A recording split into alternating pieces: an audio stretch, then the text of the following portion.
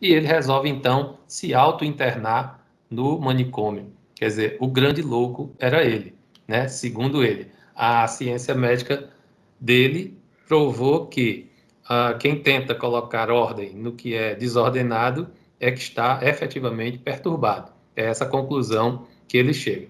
Claro que essa é uma metáfora que o Machado usa para mostrar que o processo de transição monarquia-república era um processo muito confuso, que tanto liberais como conservadores tinham as mesmas posturas.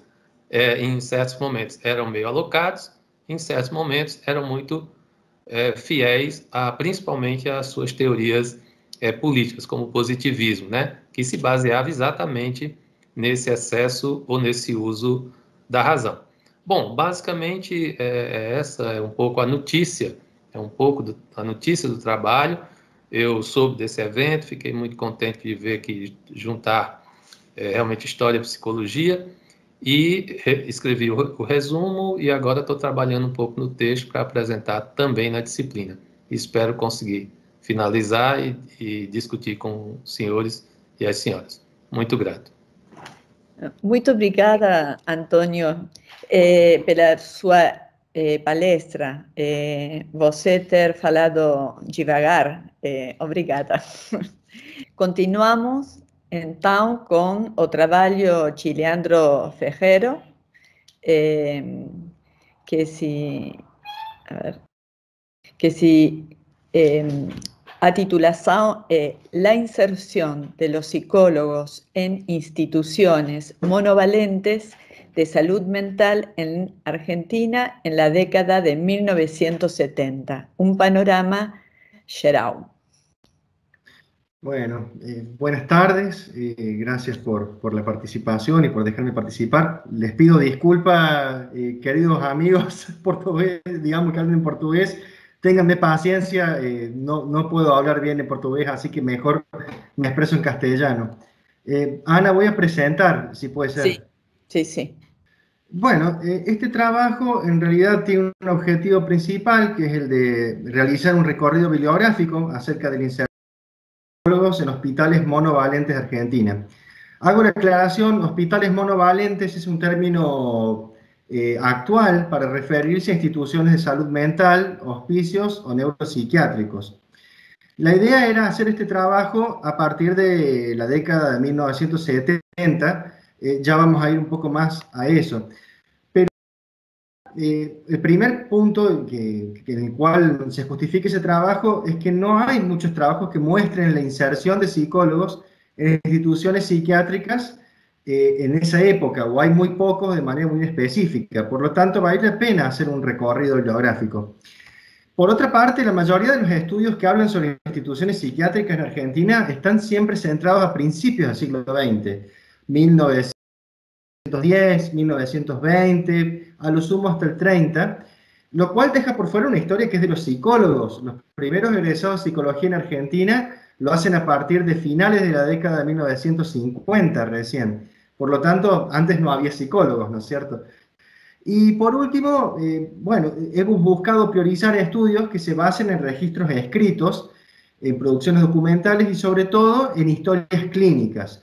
Porque la historia clínica, según Rafael Huertas, bueno, tiene algunas características que es importante visualizar. No habla de lo que los psicólogos dicen que hacen, sino lo que efectivamente hacen. Los psiquiatras, los trabajadores sociales y todo el equipo interdisciplinario, ¿sí? Aparte, bueno, tiene otras características. Muestra características de la población, muestra características de la institución, qué está disponible y qué no, etcétera. Aunque cuando voy haciendo el relevamiento también voy viendo que es necesario trabajar sobre algunos textos que se centran también en testimonios de actores de la época, justamente por esta escasez, ¿no? En ese sentido, bueno, digamos, justamente la falta de disponibilidad de bibliografía y también algunos aspectos que tienen que ver con lo que llamamos campo psi en Argentina. El campo psi sería los psicólogos, los psiquiatras y también los psicoanalistas. Bueno, esto ha obligado, digamos, a no hacer una búsqueda solamente de instituciones psiquiátricas, sino a ampliar un poco más el panorama, también buscando la inserción de psicólogos en hospitales generales. Siempre, por supuesto, dedicado a hospitales que se dediquen en la medida posible la salud mental, ¿sí? En ese sentido, y no me quiero detener tanto en esto, digamos, hemos realizado una interpretación cualitativa a partir de la revisión bibliográfica, siempre, bueno, buscando fuentes especializadas. Sobre todo nos hemos basado en las actas del Encuentro Argentino de la Historia de la Psiquiatría, la Psicología y el Psicoanálisis, que es un encuentro que se hace una vez por año, y en el cual, bueno, cuando uno lee las producciones, lee más o menos en qué está panorámicamente el cúmulo de personas que estudiamos la historia de la psicología en Argentina. También algunos artículos de revistas especializadas y algunos libros. Tengo que decir que este es un trabajo, un work in progress, digamos, es un trabajo que se está haciendo, que bueno, acá se presenta, pero no dudo de que siempre queda alguna otra experiencia para relevar. Hay muchas tesis de grado que también toman algunos de este tipo de ejercicios de describir una institución. Por lo tanto, bueno, uno tiene la esperanza de siempre poder ir avanzando más en este campo. En particular, digamos, voy a pasar muy por encima porque el tiempo es corto.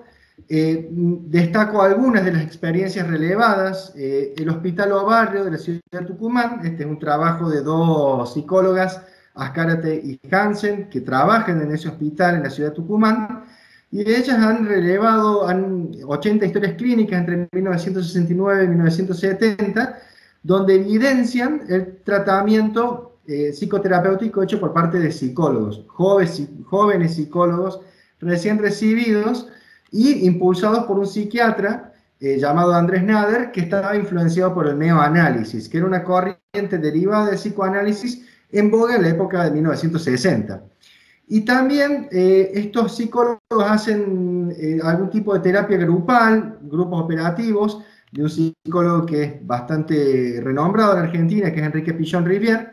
Y entonces, un poco este estudio, más allá de que me interesa, porque a partir de estudios clínicas habla de la inserción de profesionales directamente en la institución, también se convierte en un estudio de recepción de ideas psiquiátricas y psicológicas, en la medida de que trazan las bases de cómo fueron llegando estos psicólogos a poder aplicar algunas de las técnicas del neoanálisis y también de los grupos operativos Pichon Rivière. Otra experiencia en la que me detengo es la experiencia de Lanús. El Lanús es un hospital, el Hospital de Lanús, que principalmente está descrita en un libro que se llama Las huellas de la memoria, de Carpintero y Weiner, y otro libro de otro artículo de Sergio Visakowski, pero en realidad hay múltiples referencias a la experiencia de Lanús. ¿Y en qué se basa en realidad? Era un servicio que funcionaba en un hospital psiquiátrico, pero con consultorios hacia afuera del hospital, lo cual permitió que los primeros psicólogos a finales de la década del 60, principios del 70, pudieran hacer prácticas de psicoanálisis y supervisiones psicoanalíticas. Muchos de los psicólogos que hoy en día son de bastante renombre de psicoanálisis recuerdan sus primeros pasos en la experiencia de Lanús, ¿sí? En realidad me interesa mostrar también cómo estos psicólogos se insertan en este hospital, porque mostró una nueva organización y una nueva gestión de parte de la institución asistencial en salud mental, que por ahí atendían a internos que tenían externaciones momentáneas, pero también hacían salud preventiva con la comunidad, no llegando por ahí a la internación, sino a la atención por consultorio externo, ¿sí? En realidad, si tengo que hablar a partir del relevamiento bibliográfico, las características generales de este contexto muestran que todos los servicios que se armaron, y lo vamos a ver en otra experiencia que voy a hablar inmediatamente, siempre han sido suprimidos por intervención militar, ¿sí? Por otra parte, y creo que esto es consecuencia de la intervención militar y de la historia reciente y ese pasado silenciado que en Latinoamérica tenemos, hay una escasez de referencias específicas. Es decir, por ahí uno encuentra referencias nombradas superficialmente, pero no hay en qué hospital, qué servicio, quiénes estuvieron, qué clase de tratamientos hicieron. Es muy poca esa información que hay disponible. Eso también creo que se justifica porque, bueno, en realidad en la década del 70 y con la persecución de gobiernos militares, la persecución a ideas subversivas, llamadas subversivas, y también al Partido Comunista, en realidad muchos de los tratamientos se hicieron de manera privada, y el psicoanálisis, sobre todo, que era la corriente clínica en boga en ese momento en Argentina, En realidad funcionaba lejana a la institución psiquiátrica, funcionaba en realidad de manera privada en la reclusión al consultorio. Es tan así, digamos, que Besetti, que es un referente muy importante para describir la historia de la locura en Argentina, él planteó que, bueno, que en realidad el sistema manicomial, a través de los años y a pesar de los contextos, permaneció siempre relativamente igual, no se lo tocó, ¿sí? Entonces, más allá de ese punto, queda por hablar de una pequeña experiencia, bueno, pequeña en realidad en tiempo, pero que sentó las bases para intervenciones posteriores, que fuera de las comunidades terapéuticas. Las comunidades terapéuticas, acá hay dos autores, Mas y Martín, que enumeraron 8 experiencias a lo largo del país, pero en realidad cuando yo empiezo a ver mucha más bibliografía, veo que hay otras también experiencias sobre comunidades terapéuticas en otros hospitales de salud mental de Argentina, pero que no tienen relevamiento específico, como dije anteriormente. En realidad, este dispositivo también permitió que jóvenes psicólogos también se pudieran insertar dentro del hospital de salud mental, aunque sea de manera fugaz, durante finales de la década del 60 e inicios de la década del 70. Lo que hay que decir es que estas experiencias siempre funcionaron como experiencias pilotos y en ningún caso se llegó a incorporar como un sistema permanente en los hospitales y como una modalidad de funcionamiento en los hospicios psiquiátricos, ¿sí? Un poco creo que tiene que ver con su naturaleza, digamos. Este tipo de experiencias que las había iniciado Maxwell Jones en Estados Unidos, ya con algunos visos de antipsiquiatría, implicaban una participación activa tanto de pacientes como de profesionales, como de administradores del hospital, servicio de mantenimiento, y el dispositivo privilegiado era la asamblea, digamos, de una vez por semana se juntaban todos, expresaban cada uno demandas, oportunidades y propuestas, y bueno, se buscaba un consenso generalizado y el hospital tomaba esa decisión como propia, ¿no? En realidad, bueno, la mayoría de estas experiencias fueron de duración muy fugaz, de 1 a 3 años, la mayoría comenzaron en 1968 y las que más duraron fue hasta 1976, que fueron truncadas con la última dictadura militar. Hay que decir que acá hay cierta contradicción porque el año 1968, donde fueron creadas, fue también durante un gobierno militar que también tuvo unas características represivas bastante importantes, sobre todo contra la idea universitaria, contra los movimientos de izquierda. De hecho, bueno, la historia argentina está teñida de horror y tristeza por las dictaduras del 66, que es esta que estamos hablando, y la del 76 particularmente, ¿no?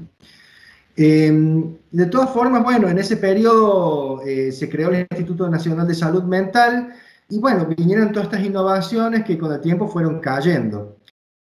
Destaca de tener, porque no da el tiempo, que una es el centro piloto del Hospital Esteves, esto es en Buenos Aires, y otra en Entre Ríos, en la provincia de Entre Ríos, que duró hasta 1976, que es la Comunidad Terapéutica en Colonia Federal. En ambos casos, la verdad, es muy difícil encontrar cuáles fueron los psicólogos que trabajaron ahí. Se habla de que había psicólogos, pero no tengo referencias explícitas, y los testimonios orales que se han podido recopilar son bastante vagos. Nos ha pasado también en otras investigaciones de este periodo, donde, bueno, siempre se flota sobre una niebla entre olvido y silencio, que tiene que ver con nuestra historia reciente, por supuesto.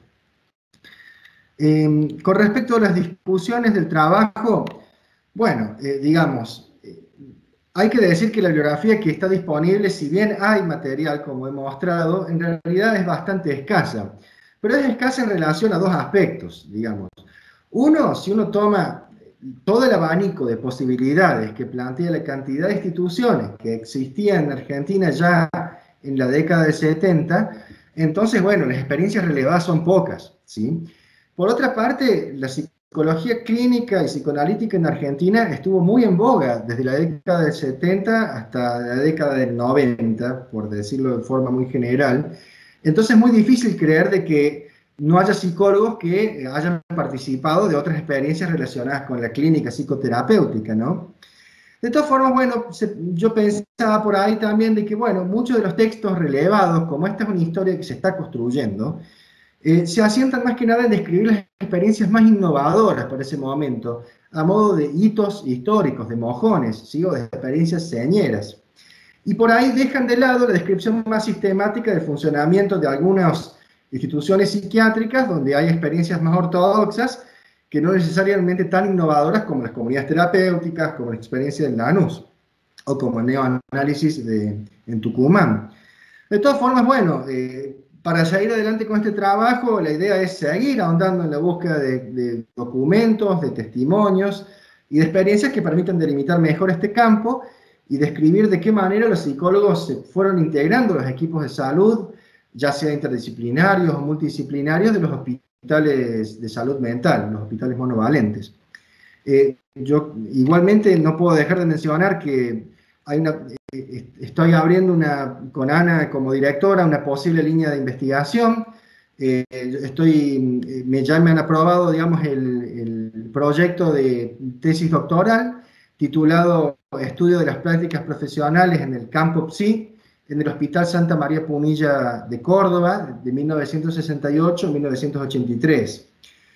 Entonces, bueno, todo lo que escucharon anteriormente tiene, de alguna forma, se asienta en encontrar antecedentes y bibliografía para poder estudiar este hospital, del cual no hay estudios realizados, y que, bueno, se creó en 1968, por lo tanto, ese es el año que empieza a abarcar el relevamiento bibliográfico. Y, si bien, digamos, me interesa el estudio de historias clínicas, y vengo relevando historias clínicas, por lo menos hasta antes del inicio de la pandemia, me interesa, bueno, estudiar también la posibilidad de encontrar testimonios orales y, bueno, digamos, poder describir cómo fue la instalación de psicólogos, la cual yo veo en las historias clínicas que ya hay intervenciones de psicólogos a partir de 1976, las características de la institución, sus actores, tanto profesionales como internos, las características poblacionales, qué prácticas se realizaban, interacciones y, bueno, los discursos interprofesionales que circulaban. Todo esto para poder de alguna manera mensurar el impacto del contexto sociopolítico y cultural de este momento, ya que de 1968 al 83 tenemos tenemos por lo menos 2 golpes de Estado, pero varias transiciones de dictadura, gobiernos de transición y gobiernos elegidos por el pueblo. Entonces me parece que sería importante poder contraponer una cosa con la otra. Bueno, eso sería todo. Le agradezco muchísimo la escucha. Continuamos con o tercer trabalho, o Instituto Disciplinar de São Paulo como Estratégia de Higiene Social, Douglas Alessandra Fernandes e Maria Lucia Boarini. Boa tarde, buenas tardes a todas e a todos. Eu vou tentar falar devagar, okay. E caso assim vocês não consigam entender depois, fiquem à vontade para me perguntar, tudo bem? Ok. Bom, esse trabalho, o Instituto Disciplinar de São Paulo como Estratégia de Higiene Social, foi um trabalho que eu desenvolvi ao longo do meu mestrado em Psicologia da Universidade Estadual de Maringá. E esse trabalho teve como orientadora a professora Maria Lúcia, que também fez parte da organização desse trabalho. Bom, o objetivo desse trabalho, ele foi focado no quê? Em analisar as origens do Instituto Disciplinar de São Paulo. O que é o Instituto Disciplinar de São Paulo? Ele foi a primeira instituição pública do período republicano no Brasil que atendeu crianças e adolescentes que eram consideradas delinquentes. Então, esse atendimento ele ocorreu no início do século XX. E essa instituição foi a primeira de São Paulo e foi uma das primeiras do Brasil. E fazer esse trabalho, o trabalho foi motivado pelo fato de que eu sou psicólogo formado, mas eu trabalhei numa instituição de internação para adolescentes que cometem atos infracionais.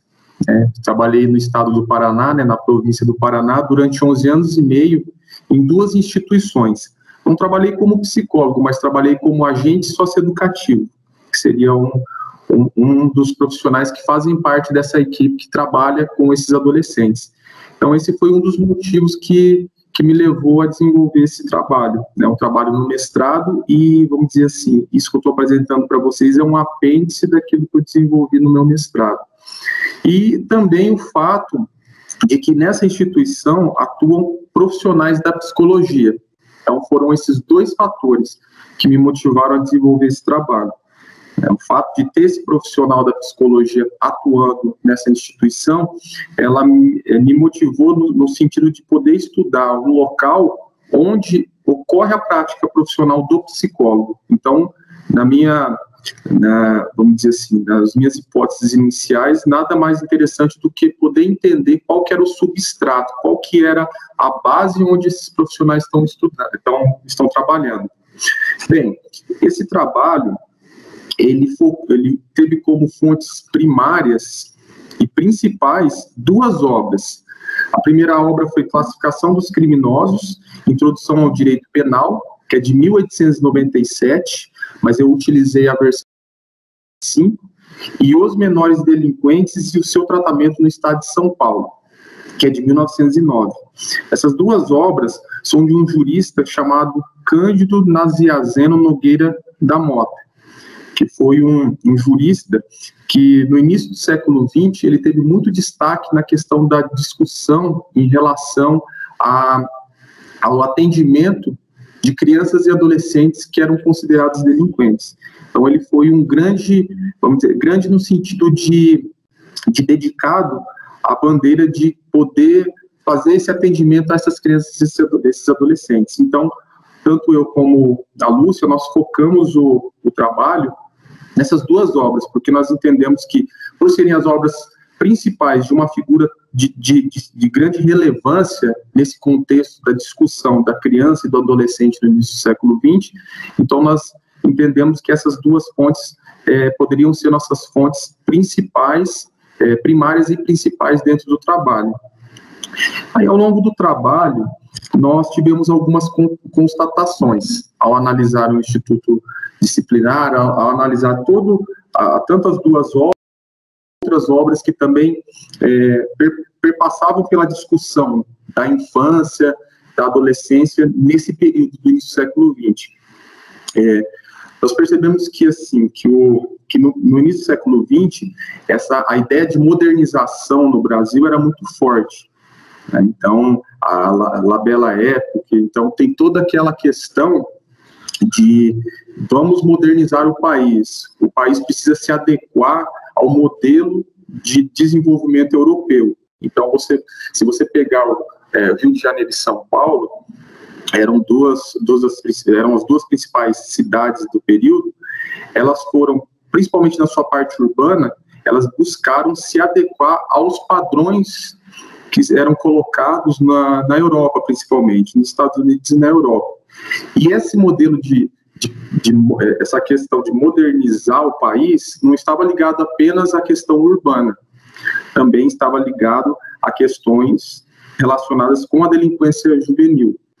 E nesse sentido, com toda essa conjuntura histórica por trás, não apenas nós temos essa figura do Cândido Mota, que eu falei para vocês, mas temos a figura do Nina Rodrigues, que é uma figura muito forte nessa discussão, principalmente na Bahia, relacionado com ideias que vinham fortalecendo essa necessidade de instituições para atender a crianças e adolescentes. Então, dentro desse contexto, o Cândido Mota, ele propõe um instituto, em 1900, ele propõe um projeto de lei, na época ele era deputado, do Instituto Disciplinar de São Paulo. Em 1900 é proposto o Instituto, e em 1902 essa instituição ela é implantada. E o que percebemos? Qual a constatação? Por meio das análises das obras, principalmente, nós vemos que havia um discurso de culpabilização tanto dos indivíduos que eram atendidos por essas instituições, na época eram atendidas as crianças e adolescentes, como de suas famílias.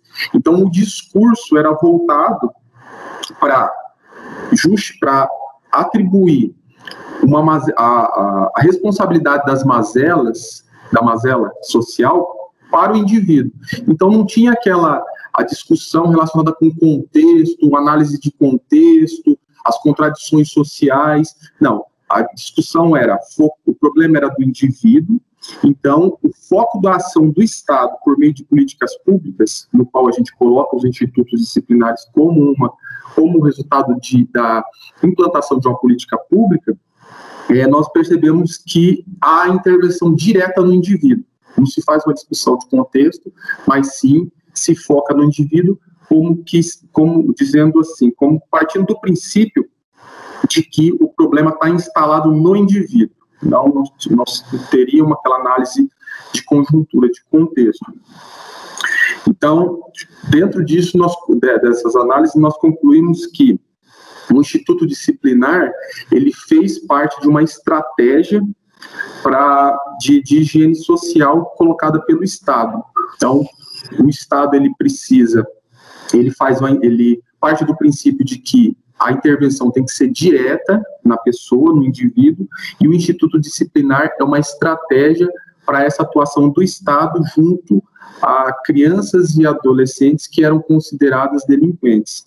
Então, se vocês pegarem o Instituto Disciplinar, o que acontecia? Lá havia tanto a educação formal, então o adolescente e a criança, ele era apreendido nesses institutos, e não só aqueles que cometiam no caso, como era chamado no período, o crime, né? Hoje, pelo menos no Brasil, se fala ato infracional, que o adolescente comete. Então, já naquele período, não havia só a internação desses jovens quando cometiam crimes, também crianças e adolescentes que estavam pelas ruas. Então, esse era o público que era atendido. E nessas instituições tinha desde a educação formal, como também a educação militar. Então, era assim, era tanto doutrinar o corpo, como também as mentes. Então, é nesse sentido que nós pensamos a questão que era um instrumento de higiene social, os institutos disciplinares. E dentro disso, nós fizemos um paralelo em relação aos das atuais instituições que atendem adolescentes. Então, durante os 11 anos e meio que atuei nas instituições, em duas instituições que atendem adolescentes, que cometem atos infracionais, como também as análises que eu fiz ao longo do meu mestrado, possibilitou que nós pudéssemos afirmar que os centros de socioeducação, que é a instituição que atende adolescentes no estado do Paraná. Em São Paulo nós temos a Fundação Casa, no Rio de Janeiro tem outra nomenclatura, mas todas são instituições que o atendimento derivou dos primeiros institutos disciplinares. Então nós percebemos que o quê? Que o foco no isolamento social, que é o quê? Na internação socioeducativa, e na modificação dos comportamentos, ela ainda está presente em instituições que encarceram, que internam adolescentes. Ela é presente ainda. Então, essa lógica de higiene social, ela se arrasta há mais de 100 anos. Podemos colocar assim, desde o período dos primeiros institutos disciplinares, lá em 1900, início do século XX, até hoje, o foco ainda é a internação e a modificação de comportamentos. Isso fica claro se vocês pegarem os dados 2018, o Ministério do Desenvolvimento Humano, que era o ministério que era do governo anterior, do Michel Temer. Inclusive, esse é o último dado que foi publicado. O atual governo nem se deu o trabalho de publicar ainda os novos. Bom, o que acontece? Vocês vão perceber que mais de 74% das unidades socioeducativas, então quer dizer, de instituições que atendem adolescentes privados de liberdade, que atendem adolescentes, 74% são unidades de internação. Então, a unidade de internação que é a prática mais severa, é a medida socioeducativa mais severa que é aplicada ao adolescente. Então, o Estado brasileiro ainda, ele investe muito e quase que todo o seu orçamento nessa área em instituições de internação, deixando de lado outras medidas mais brandas. E, em decorrência disso, em média, 70% dos adolescentes que cometem atos infracionais, vamos colocar entre parênteses crimes, e que são sentenciados pelo Estado, 70% são internados em instituições educativas. Então, percebam que a prática que era utilizada na época dos institutos disciplinares, que era a internação, ela ainda continua presente nos atuais estabelecimentos socioeducativos. Então, essa foi a conclusão que nós chegamos, e, ao final, também nós colocamos vamos dizer, uma indagação para futuros trabalhos. Como há profissionais da psicologia que atuam nessas instituições, eu acredito que algumas das nossas discussões possibilitam outros trabalhos que façam a seguinte reflexão: até que ponto, isso não é uma resposta nossa, isso a gente colocou como uma questão para futuros trabalhos, até que ponto o profissional de psicologia ele contribui com a manutenção dessa lógica de higiene social dentro dessas instituições, porque há o profissional de psicologia nessa instituição e há uma lógica higienista dentro dela.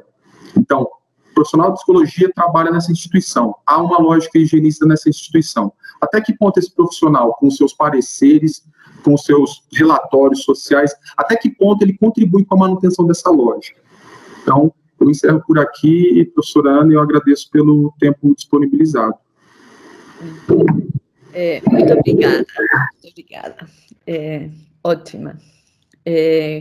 Continuamos com Juliana Mordente, da Universidade Federal do Rio de Janeiro. O trabalho é Processos de Subjetivação em Escolas Democráticas, uma reflexão a partir da psicologia social crítica. Então, boa tarde a todas e a todos. É um prazer hoje estar aqui compondo essa mesa. O meu nome é Juliana Wolfson Mordente, eu sou pedagoga e psicóloga, mestre em psicologia, atual doutoranda do programa de pós-graduação em psicologia da FRJ e também professora substituta do Instituto de Psicologia da FRJ. Então, hoje eu vou trazer o trabalho, né, Processos de Subjetivação em Escolas Democráticas, uma reflexão a partir da psicologia social crítica, um trabalho que eu comecei no mestrado e agora estou dando continuidade no doutorado. A minha pesquisa, ela se baseou naquilo que eu chamei de andanças educativas, que foram visitas em cerca de 30 escolas democráticas espalhadas no Brasil e no exterior. Foram 23 escolas democráticas espalhadas na cidade do Rio de Janeiro, São Paulo, Bahia, e no exterior, principalmente na Escola da Ponte, em Portugal, e diversas escolas em Israel. E a ideia desse trabalho foi ver a pluralidade daquilo que a gente pode entender como educação democrática. Foram escolas muito diversas entre si, escolas públicas, privadas, escolas rurais, no meio de centros urbanos, na beira da praia, com 15 alunos, com 600, dentre tantas outras particularidades. Então, mais do que trazer definições fechadas, a ideia da pesquisa foi analisar processos subjetivantes em escolas democráticas.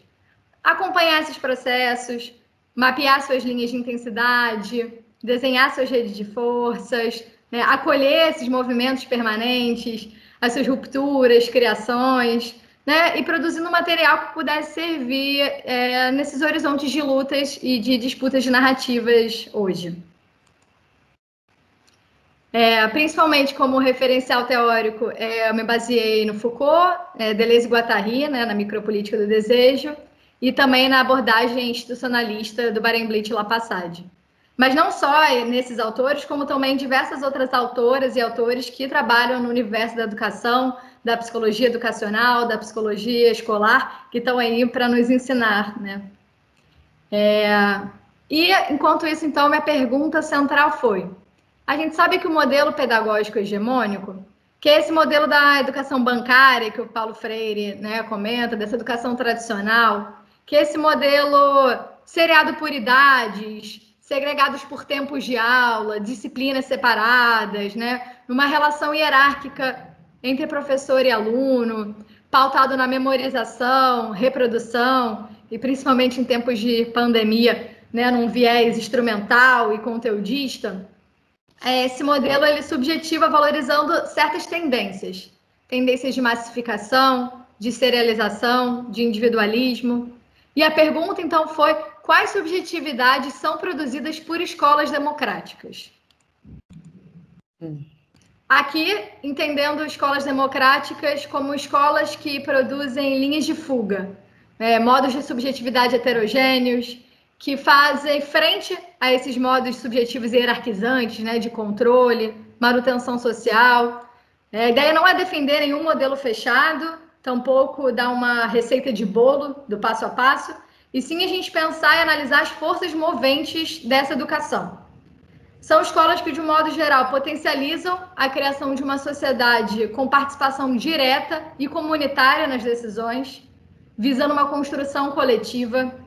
Escolas que recriminam formas hierárquicas de poder e de privilégios e, principalmente, escolas voltadas para a transformação social. Aqui, o próprio termo democrático foi um termo problematizado ao longo da dissertação, principalmente nesse momento que a gente vive no Brasil, que é importante a gente frisar de que democracia falamos e quais são os obstáculos, as dificuldades e os impasses, contradições dessa democracia. Então, após a visita nessas 30 escolas, eu observei alguns dispositivos que se repetiam na maioria delas e organizei esses dispositivos a partir de 3 analisadores: processos de singularização, processos de participação coletiva e processos de autonomia. Em termos de singularização, eu organizei principalmente que essas escolas são baseadas em ciclos. Isso é, ao invés de basearem em séries com crianças da mesma idade, os ciclos eles permitem maior troca com crianças de diferentes idades, com experiências sociais semelhantes. A ideia de que você pode aprender, de fato, com pessoas de diferentes idades, diferentes contextos. Além dos ciclos, uma outra dispositivo que entrou na singularização foi a tutoria. A ideia do professor como um tutor, ou tutora, orientador, orientadora, alguém que vai acompanhar o estudante ao longo do seu percurso escolar. Alguém que vai estar ali dia a dia. Pode ser que o tutor vá até a casa do estudante, saber qual a sua realidade, qual o contexto que ele vive, mas alguém que vai estar ali acompanhando esse currículo não só, né, do dia a dia, conteudista, mas também um currículo que a gente chama de subjetivo. Em termos de participação coletiva, as assembleias são os dispositivos que mais chamam atenção. Assembleias com poder de participação de estudantes, educadores, educadoras, funcionários, familiares, onde tudo passa por esse grande poder do coletivo da assembleia. Assim como os grupos de responsabilidade, que são grupos em que as crianças se dividem para poder garantir a manutenção e organização da escola. E esses grupos podem ser grupos tanto da alimentação, do dia a dia, os grupos que organizam as pautas das assembleias, a horta e jardinagem, as brincadeiras do recreio, a reciclagem, a manutenção, até a parte orçamentária, e principalmente o grupo da mediação de conflitos, que é um grupo que está ali para acolher o conflito das escolas como parte integrante da ordem democrática. O conflito como algo que faz parte do chão do dia a dia escolar.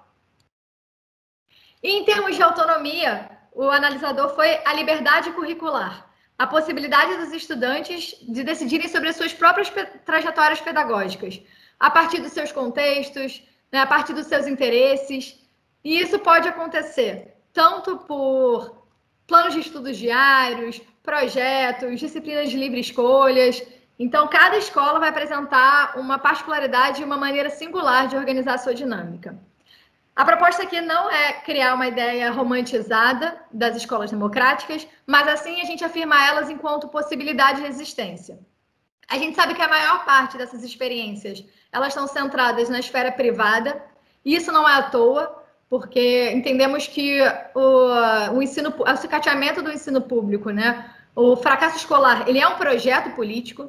Vivemos hoje um projeto político de fracasso escolar, e essas escolas, elas costumam apostar num conhecimento crítico, e um conhecimento crítico é um conhecimento que destrói mitos. Então, a gente sabe das barreiras e resistências, Mas mais do que pontuar essas escolas como privilégio de poucos, a gente está na luta para garantir essa educação como um direito de todos. E, além disso, a gente também está atento às mudanças pedagógicas liberais. Ou seja, não basta só a gente mudar o formato escolar, a gente colocar todo mundo em roda, fazer projetos. O que essas escolas têm de diferente é, de fato, o seu olhar voltado para a transformação social. Ou seja, mudar o formato, a fachada, os métodos, não é suficiente para mudar a sua dimensão ético-política. Então, mais do que nunca, principalmente hoje em dia, né, com o crescimento das escolas, empresas, que a gente vem, pelo menos no Brasil, se alastrando de forma gigante, a gente está atento para, de fato, sustentar um posicionamento político, ideológico, esse compromisso com a transformação social, uma análise crítica das realidades sociais e um rompimento com estruturas sociais opressoras. E fazendo essa análise do trabalho, principalmente vinculada a uma psicologia crítica, né? Uma psicologia com compromisso de transformação social, uma psicologia que revela fontes de poder e de privilégios, que rompe com perspectivas individualistas, ahistóricas, etnocêntricas, positivistas, de uma ciência neutra ou supostamente descomprometida, e sim uma psicologia que faz frente a essa hegemonia que cumpre funções reguladoras, que cumpre funções adaptativas, funções associadas às classes dominantes. Então, teríamos como horizonte essas 3 perguntas. Qual é o papel do psicólogo? Qual a sua contribuição social? E a quem estamos servindo? Então, essa psicologia crítica, ela dialoga diretamente com as propostas de uma educação democrática. E, por fim, a gente sabe que contrapor, né, as lógicas de massificação, de padronização, gera muitas barreiras e resistências. Esses são processos complexos que não são conquistados de uma hora para outra. Não, a gente não pode agir como se o antigo estatuto não existisse e tampouco abandonar os alunos à própria sorte. Aqui a ideia de transversalidade, né, que o Guattari propõe. A ideia de não abolir as estruturas verticais e horizontais dessas escolas, mas abarcar amarrações territorializadas, cultivando uma abertura para novos sistemas. Ou seja, essas escolas não são algo pronto, acabado, elas se atualizam todos os dias, são processos vivos, que estão o tempo todo em reflexão sobre suas práticas cotidianas. Então, a ideia é que a gente traçar um caminho para pensar nessa relação entre a psicologia crítica e a educação democrática, lutando por um papel do psicólogo no campo da educação, não como um mantenedor da ordem, um agente de controle social, um produtor de concepções normativas, mas os psicólogos e psicólogas na educação como agentes de transformação. Psicólogos e psicólogas que advoguem não por pequenas reformas, mas por estruturas sociais fundamentalmente diferentes. E uma vez que essa tendência, né, tanto da psicologia como da educação, foi marginalizada por tanto tempo, a pergunta é: como podemos continuar lutando nesse intenso movimento de disputas de narrativas? Né, diante dos absurdos que a gente vive hoje, como podemos manter o movimento de análise micropolítica permanente? Como a gente pode não congelar e paralisar? E, principalmente, como podemos criar uma psicologia crítica no encontro com a educação de forma democrática e transformadora? É isso, gente. Muito obrigada. Muito obrigada, Juliana. Muito estimulante a sua palestra. Obrigada. Bom, pessoal, então eu sou a Aline, sou psicóloga, sou formada na Universidade Federal de São João del Rei, mestrado na Federal de Minas Gerais, na FMG, e no momento eu sou doutoranda também, novamente, na Universidade Federal de São João del Rei. Então, o meu projeto, né, o meu trabalho, na verdade, que eu propus agora no Clio, ele se chama Da Misericórdia à Colônia, né, os caminhos da assistência à loucura nas Minas Gerais do século XIX. É um trabalho que dá continuidade à minha pesquisa de mestrado. Durante o mestrado, né, eu realizei uma pesquisa sobre assistência à loucura em Minas Gerais por meio das Santas Casas de Misericórdia. E aí, algumas conclusões, algumas necessidades de pesquisa permaneceram para mim. Então, a minha proposta atual, né, é por meio da atuação das Santas Casas de Misericórdia existentes tanto em Minas Gerais como no Brasil como um todo, desde o início do período colonial, né, a participação dessas Santas Casas no acolhimento aos sujeitos em sofrimento psíquico ou com alguma queixa social, se faziam nessas Santas Casas, né? Então, a intenção aqui parte de buscar um melhor entendimento por essas práticas chamadas por mim de atenção psicossocial desde aquele momento. Então, desde o período imperial até os dias de hoje, muitas mudanças foram realizadas na assistência à saúde mental no Brasil, contudo, pouco se conhece sobre a importância dessas instituições na história da política de assistência à saúde mental brasileira, principalmente no que se refere às Santas Casas de Misericórdia aqui em Minas Gerais.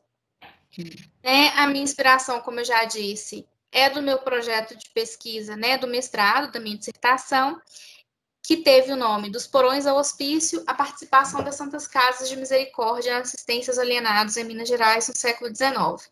Então, durante o mestrado, eu fiz uma pesquisa exploratória, né, de entendimento do campo, de conhecimento da construção das Santas Casas de Misericórdia enquanto irmandades religiosas, como que elas se iniciaram na Europa, sobretudo, e como que elas vieram parar aqui no Brasil, né?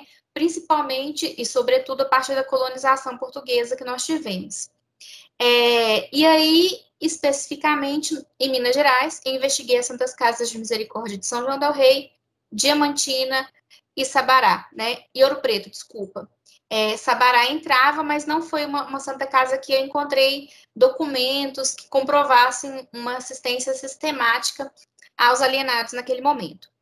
E aí, pela complexidade, né, do processo e pela riqueza de documentação que eu encontrei nesse período, né, de pesquisa, surgiu essa necessidade de analisar e aprofundar a investigação as investigações que foram suscitadas, né, nesse momento. Como um dos resultados na época do mestrado, eu consegui, né, fazer um levantamento de 24 Santas Casas de Misericórdia que foram criadas em Minas Gerais desde o início da colonização até o final do século XIX. Nessa primeira fase, foi encontrado também que nas Santas Casas de São João del Rei e de Diamantina, né, duas cidades aqui em Minas, chegaram a prestar uma assistência sistemática aos alienados durante o século XIX. A Santa Casa de Caridade de Diamantina, inclusive, chegou a criar o Hospício da Diamantina, né, teve esse nome. Ele teve uma existência muito curta, que foi do ano de 1889 a 1906, então aqui a gente já tem, inclusive, o período inicial da República no Brasil. E a gente pode considerar que é a partir desse legado, né, religioso, que as políticas públicas em torno da assistência à saúde mental, elas puderam se desenvolver aqui no Brasil. Contudo, essa necessidade, né, da participação, uma participação oficial das Santas Casas nesse processo, e sobretudo no processo de acolhimento ao sofrimento psíquico, foi algo que me instigou e que me instiga, né, nesse momento. E aí, a Santa Casa de Misericórdia de São João del Rei, por exemplo, dentro da documentação, nos seus registros, né, eu tive acesso ao acervo, temos registrado acesso à assistência ao primeiro alienado, né, internação, no ano de 1818, né, e essas internações se deram até o início do século XX, coincidindo, né, o término dos 2 atendimentos sistemáticos, vamos dizer assim, com o início da República, sobretudo com a inauguração do Centro Hospitalar Psiquiátrico de Barbacena, em 1903, que também coincide com a criação da primeira Lei Nacional de Alienados, né, do Brasil. Então, nesse momento, com o processo de redemocratização, de instauração, né, do Brasil República, a gente entende que as Santas Casas, elas deixaram de existir por uma questão política também, até mesmo porque elas recebiam as verbas do Estado para o funcionamento e todas essas verbas passaram a ser direcionadas ao Centro Hospitalar de Barbacena a partir de 1903, né? Então, os autores, eles colocam que o Hospital Colônia de Barbacena, ele teve 2 intuitos principais nesse momento, em relação à política, né, de assistência à saúde mental, sobretudo aqui em Minas, o de centralizar esses recursos que eram destinados às Santas Casas e ao Hospício da Diamantina, e, num segundo lugar, estar de acordo com essa política, né, de atenção à saúde que se iniciava no Brasil República. onde o Estado passava a ser responsável por seus problemas sanitários, além da necessidade de modernização do Estado brasileiro diante das demandas econômicas e políticas da época. Nesse sentido, como eu disse, o Hospício de Barbacena ele coincide com a criação da primeira lei de alienados no Brasil, que também foi no ano de 1903, sendo que com essa lei a psiquiatria passa, né, a ser uma autoridade nacional, em forma como já era em outros países, na assistência e no tratamento da loucura, né? E aí o Estado ele passa a ter esse direito, né, desde que resguardado pela psiquiatria, de sequestrar, isolar o louco, alienando de seus direitos, em nome de uma defesa que fosse coletiva e de uma liberdade individual, né? Minas Gerais, ela está no meio desse decreto, dessa assistência, e aí o hospício, né, o Hospital Colônia de Barbacena, ele passa a ser referência, sobretudo nos estudos sobre a história da assistência à saúde mental em Minas Gerais, né? É como se essa assistência ela começasse exclusivamente no século XX, e pelos documentos, pelo acesso ao acervo, né, que nós tivemos, é perceptível que essa assistência ela já se dava anteriormente, antes mesmo da existência do Hospício Pedro II, né, no Rio de Janeiro. Então, podemos dizer que o território mineiro ele tem uma notável importância na história da loucura brasileira, especialmente no estado de Minas Gerais, e com esse projeto, né, que eu pretendo desenvolver agora no doutorado, estou desenvolvendo, entender, né, e salientar que o início da assistência à loucura no Brasil, ela é possivelmente distinta da maioria dos países europeus, pelo fato de termos sido colonizados, né, por Portugal.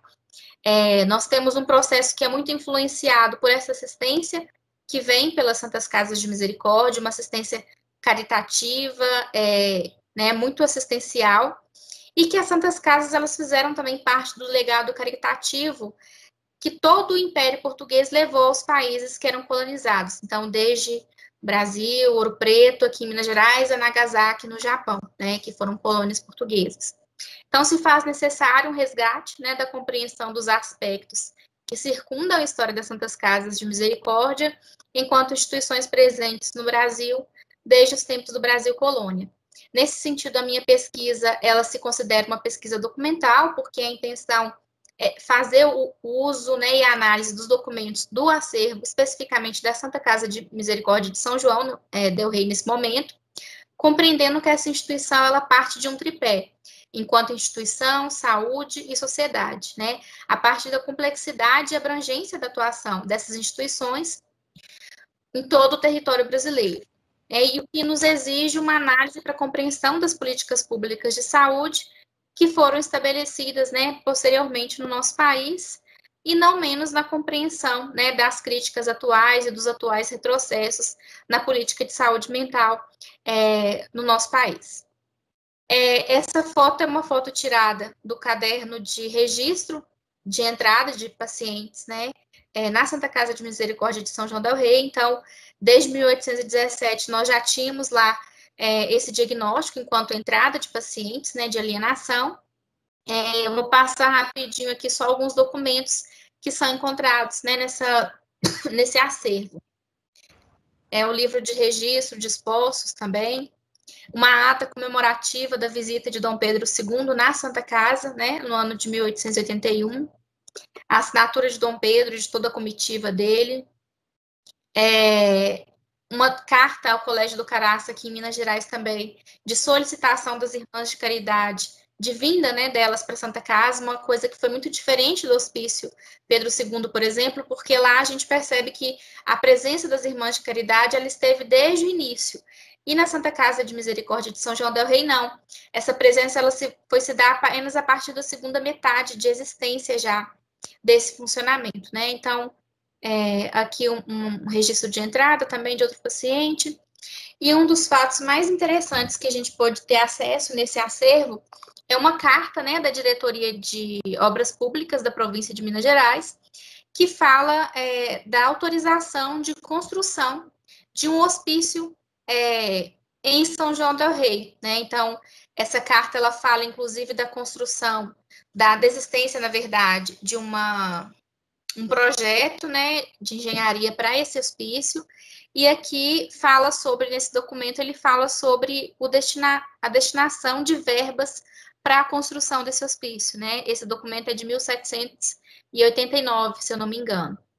Então, consegue-se perceber que existia, inclusive, um direcionamento para a construção de uma instituição maior nessa cidade. Aqui é uma foto, né, da fachada do Hospício da Diamantina, na cidade de Diamantina, no ano de 2010. Esse hospício ele ficou fechado durante muitos anos, posteriormente ele foi reformado. Hoje ele é o prédio de administração da Santa Casa de Caridade, que ainda existe, no mesmo terreno. Essa foto é do hospício já reformado, no ano de 2013, desculpa. Aqui à frente do hospício, que tem dois desenhos muito importantes para a questão da misericórdia. Um era a âncora e o outro a cruz, né, na perspectiva de símbolos. E essas são as referências. Bom, era isso que eu tinha para apresentar. Apresentei um pouquinho mais correndo em relação ao tempo. Mas era isso, e agradeço a atenção de vocês, né, a possibilidade de apresentar ainda aqui fora da organização. E obrigada, Ana Maria. Bueno, muito obrigada, Aline. Então, damos início às perguntas. Lembrem que clicar no ícone levantar a mão no Teams.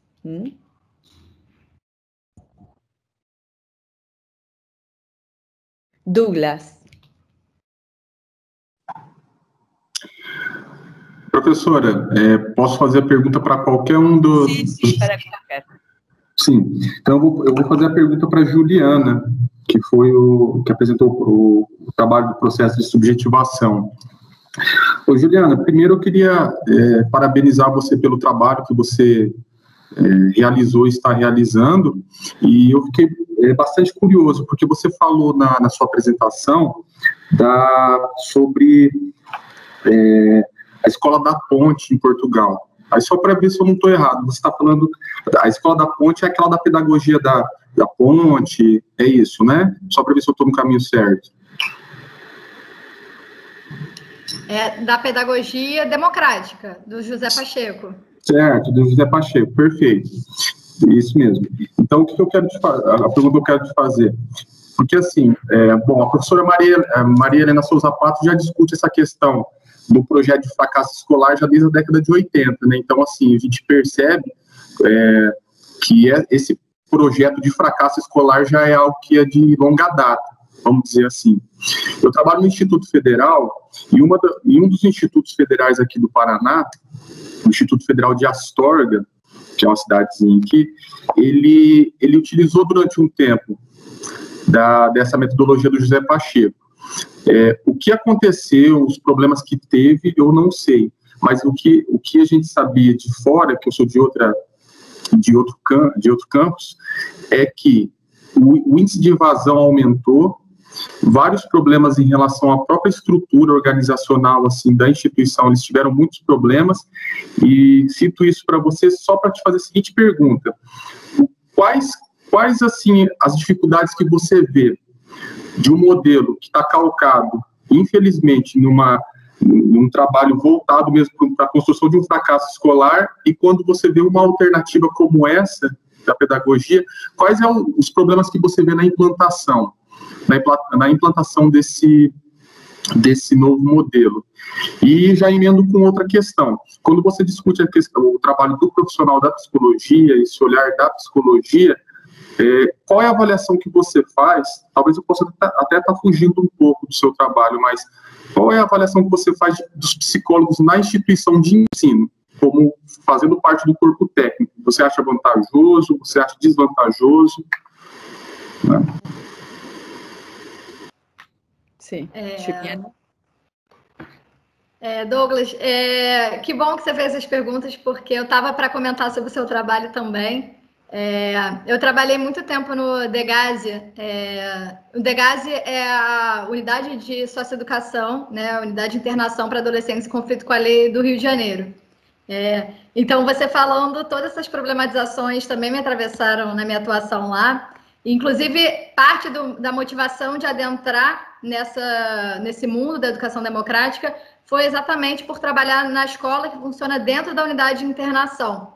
Porque se a gente pensa, né, se as unidades prisionais já têm toda uma estrutura disciplinar, e se a escola também tem uma estrutura disciplinar, como é uma escola dentro de uma prisão, né, de uma unidade de internação. Então, é a instituição disciplinar dentro da instituição disciplinar. Então, muito complexo, e lá a gente também pensou quais eram as possibilidades dos próprios adolescentes naquele espaço e qual era a relação deles com a educação, com o ensino escolar. E era isso, muitas vezes a gente fazia reunião com os professores, e os professores falando, os alunos não prestam atenção, não sei o quê, e a professora de matemática sempre falando, gente, isso não acontece na minha sala de aula. Na aula de matemática, todo mundo presta atenção.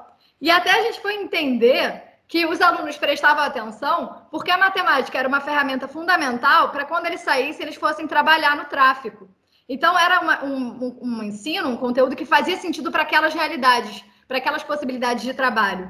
Então, isso fez com que a gente aprofundasse ainda mais a ideia de a gente construir uma educação a partir, de fato, dos interesses e dos contextos daqueles adolescentes, né? Entendendo que todos têm interesse e prazer em aprender. A questão é qual vai ser o papel da educação ali dentro. Então, enfim, só para pontuar aqui as questões que você falou no seu trabalho, eu fui reconhecendo.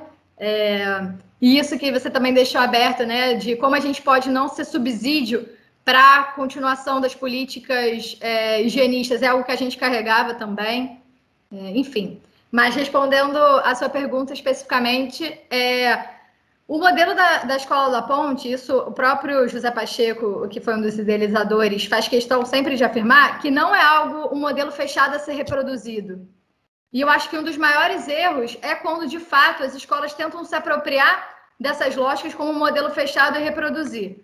Primeiro que a Escola da Ponte fala de uma realidade europeia, né? E, dentre outras coisas, também, quando qualquer mudança ela vem de forma vertical, ainda que com as melhores das intenções, ela é muito difícil que ela seja implementada. Então, às vezes, por mais que os gestores tenham ótimas intenções, o processo de base e a mudança da lógica e da subjetivação e da mentalidade daquela escola, para mim, é o maior desafio.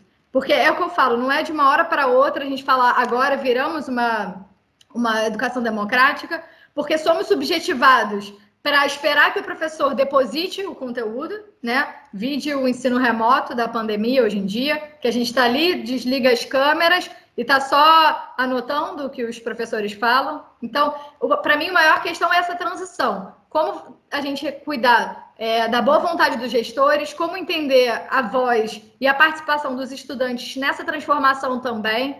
Então, para mim, o maior exemplo de educação democrática foi as ocupações das escolas, por exemplo, que eu não sei se os colegas argentinos acompanharam, mas a gente teve, em 2015, os estudantes ocuparam as escolas, principalmente de São Paulo, contra o fechamento da maioria delas. Foi, enfim, um momento muito potente dos estudantes de se apropriarem do espaço escolar. Então, mais do que modelos e passo a passo, para mim, uma educação democrática é a que tem um lugar de construção coletiva. Isso pode acontecer, às vezes, numa escola tradicional. Se uma escola, ainda nos modelos tradicionais, tem uma escuta para aqueles estudantes, eles se sentem com participação, com voz, né, entendendo que eles podem sim realizar, isso para mim já seria um caminho para uma educação democrática. Então, para mim, a maior dificuldade que eu vejo hoje é, de fato, nessa transição das subjetivações ainda tradicionais, mas os métodos já inovadores. E eu boto inovadores entre aspas porque eu acredito que esse termo ele está muito ligado a muitas questões neoliberais que a gente tem que estar atento, mas eu acho como a gente pode fazer transformações das bases. Isso que eu... Não sei se eu te respondi tudo, mas... Ok. Mais perguntas? Eu acho que podemos fazer muitas perguntas a todos os trabalhos e depois os autores podem responder para distribuir o tempo, se você quer. Antônio? Olá. Olá. Eu gostaria de fazer uma questão ao Leandro, quando ele... Eu vou falar devagar, Leandro, para nós temos um entendimento. Quando você falou da tua pesquisa, que você falou da colônia federal, né, que você um dos locais que você está pesquisando e tentando encontrar dados, e pela época, 1976 até 1980, eu te pergunto o seguinte: se os internados neste local seriam somente presos políticos ou prioritariamente presos políticos, se você tem esse número ou se tem essa informação. Eu tive acesso a uma pesquisa aí da Argentina, que era Para Não Esquecer, um título mais ou menos assim, e que era sobre a memória da ditadura militar na Argentina, né? E tinha muitas informações sobre isso, que muitos presos políticos eram internados sem ter nenhum problema mental, mas eram nomeados como tal. Aí eu fiquei curioso na tua apresentação de saber se nessa colônia federal havia esse direcionamento, se algumas pessoas foram presas por um viés político.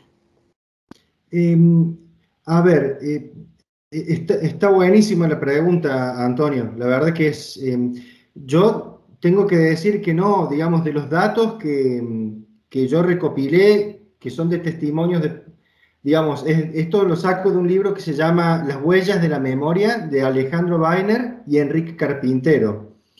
En ese libro, en realidad, ellos se basan más que nada, si bien es un libro con una fuerte presencia crítica en relación a la política y todo el tiempo vuelven a eso, en relación a Colonia Federal, lo ponen casi como una excepción en el sentido de que el médico psiquiatra que se hizo cargo era militar el mismo y se pudo abrir un poco del discurso del modelo médico hegemónico y sobre todo de la cuestión represiva. Él, digamos, lo que testimonia es que llegaron, te voy a mentir con la cifra exacta, pero alrededor entre 100 y 200 internos provenientes de dos hospicios muy grandes de la ciudad capital, digamos, de Buenos Aires, ¿sí? En realidad, digamos, yo no tengo recuerdo en este momento de que se haya traslucido, de que se haya transpirado en algún punto, que también había presos políticos ahí. Tampoco tengo por qué negarlo, en realidad, porque era una práctica habitual en algún punto, y sobre todo con el inicio de la dictadura del 76, los hospicios de Argentina funcionaron también como centros de interrogación, tristemente. Lo de Colonia Federal funcionaba como un espacio realmente, como una comunidad terapéutica, porque él estaba solo con un grupo de gauchos, o sea, digamos, de personas del lugar, y algunas enfermeras que trajo de Buenos Aires. Te estoy contando más o menos el testimonio que está en el libro. Puedo equivocarme en algunas cosas, pero la respuesta concreta no la tengo, desgraciadamente, Antonio. Yo calculo de que es posible, habría que indagar un poco más. En el libro no está puesto con claridad la respuesta a eso. Ok.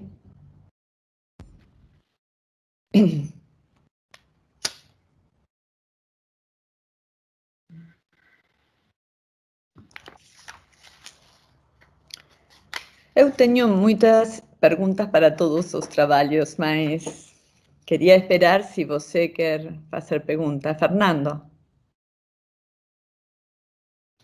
Fernando Ferrari. Sí, buenas tardes, ¿cómo va? Yo tenía una pregunta. Me ha interesado mucho el trabajo. Por ahí, quizá por el idioma, hay algunas precisiones que quisiera preguntarte. Y bueno, yo estoy muy interesado en la parte metodológica y en la parte de archivo. En primera instancia, la pregunta es a ver si puedo aclarar algunos conceptos de tu ponencia. Hablas de que estás estudiando las santas casas. ¿Ese tipo de instituciones solamente trataban pacientes psiquiátricos o se ocupaban de otros tipos de cosas dentro de las cuales también había atención psiquiátrica? Porque por ahí entendí que había como una discriminación entre lo que es santa casa y hospicios. Pedir só para falar pouquinho mais baixo, por favor, mais devagar, por favor, porque meu espanhol não é dos melhores. Eu posso tentar. puedo intentar más despacio. A primeira parte eu entendi. Bien, la discriminación sería entre Santa Casa y hospicio, y si en las Santas Casas se hacían tratamientos exclusivamente psiquiátricos o había otro tipo de tratamientos. Y luego, estas Santas Casas, ¿cómo se distribuían geográficamente en Brasil? ¿Y cómo vos planeas estudiarlas? Porque es un problema importante a nivel técnico, digamos, decir, bueno, ¿cómo voy a hacer para poder ir a cada uno de esos archivos? Ese también es la última pregunta. ¿Cómo estás manejando el problema del archivo? ¿Qué archivos disponés? Porque vi que tenés diferentes tipos documentales, ¿no? Una carta, no sé si hay historias clínicas u otro tipo de tipos documentales. Entonces me interesaba ver cómo vos manejaste ese problema. Fernando, deixa eu só ver se eu entendi as perguntas, por favor. Primeiro seria, né, a diferença entre a Santa Casa e o hospício, resumidamente. Depois a questão territorial, né, geográfica. A penúltima que eu acho que eu não entendi. Sobre o tratamento do arquivo. Os tipos diferentes de documentos que você tenta de organizar. Como você faz? Sim, mas eu entendi que tinha uma antes, não? Uma outra pergunta antes? Não?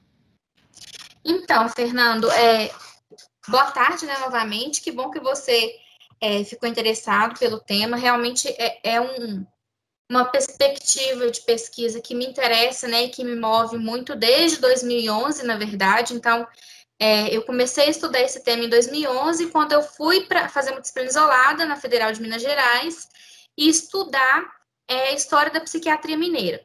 Ao estudar essa história da psiquiatria mineira, me veio, então, né, nos documentos, principalmente da medicina, história da medicina, a questão da atuação das Santas Casas de Misericórdia.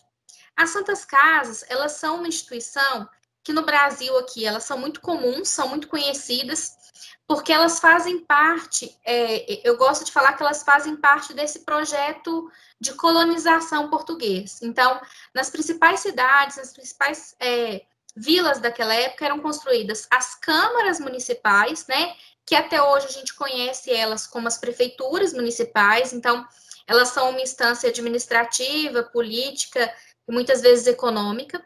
E as Santas Casas de Misericórdia, elas são instituições que são criadas na Europa também, né, bem anterior ao processo de colonização. E essas instituições, elas surgem de pequenos hospícios, de pequenos lugares de hospitalidade, de recebimento, né, de assistência às pessoas.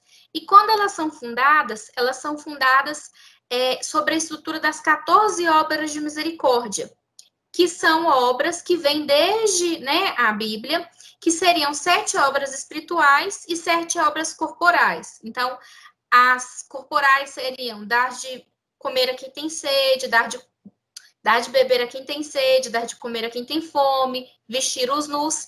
E as espirituais seriam orações, né, redimir os pecados dos presos, enfim. Então, são 14 obras que têm essa visão espiritualista e corporal. Então, muito naquele sentido de que a religião sem ação é morta, né, em si mesma.